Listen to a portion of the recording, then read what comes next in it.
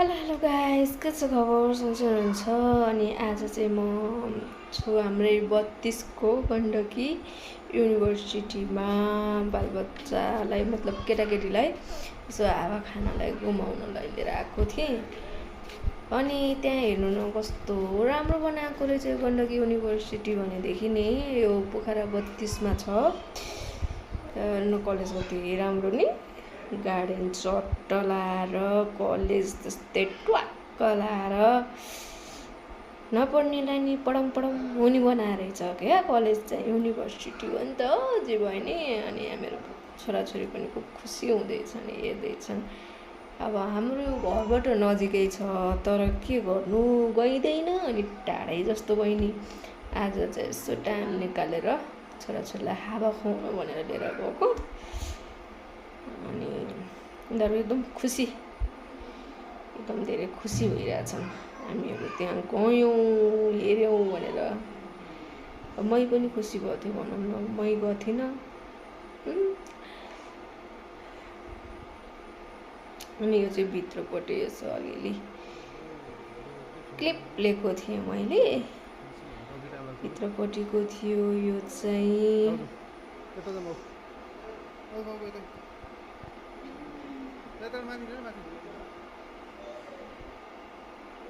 यो भिडियोमा भन्दा पनि म कस्तो राम्रो लाग्यो के, म त के अझै त्यहाँ आफैले हेर्दाखेरि नै एकदम राम्रो देखिएको के।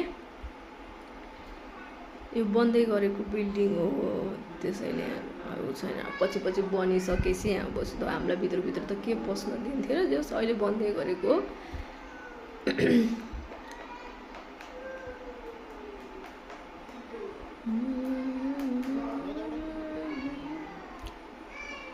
म त भन्दा आफै गुनगुनाउन थालेछु।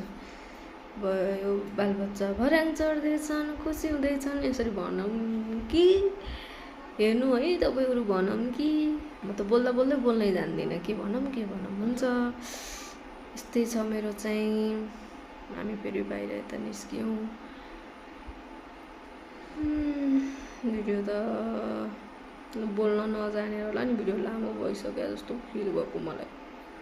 हेर्नु न कस्तो राम्रो बनाउनु भएको के, बाटो पनि त्यस्तै के।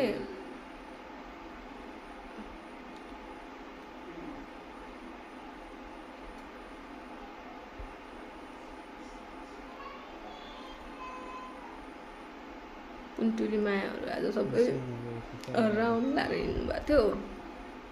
खुसी हुनुभएको थियो। हामी पुरा कलेजको भित्र बाहिर अगाडि पछाडि